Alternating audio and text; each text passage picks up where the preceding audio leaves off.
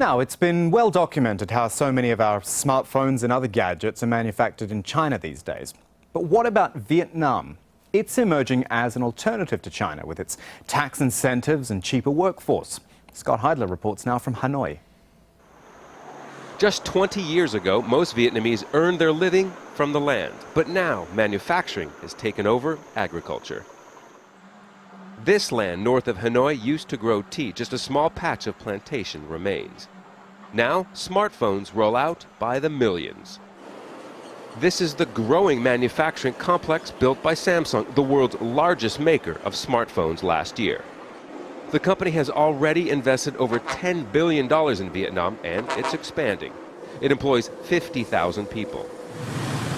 With a plentiful workforce, the government opened its doors to high-tech companies, looking to bring them from China, where a worker's average salary is 3 times that of Vietnam. The cost of doing business in China now increased very fast. So in that sense, we try to have a better policy to attract the TNC, transnational company.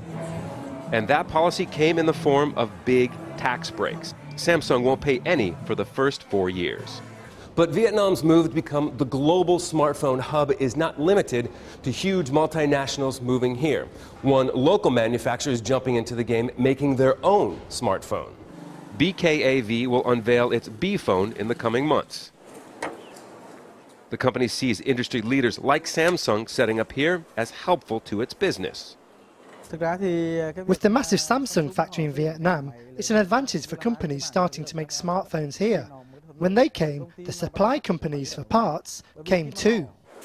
And that helps BKAV gain access to the same components as the top companies in the industry. And it will keep smartphone manufacturing costs down in Vietnam, enticing further investment. As we all know, price of the smartphone is going to be dropped. So it keeps pressure on the manufacturing company to find location or find way to keep the costs low. Other big manufacturers see Vietnam as a good option too. LG and Microsoft are also expanding here. With the ground in Vietnam so fertile for high-tech growth, soon there will probably be even fewer people working the fields and more punching the factory time clock.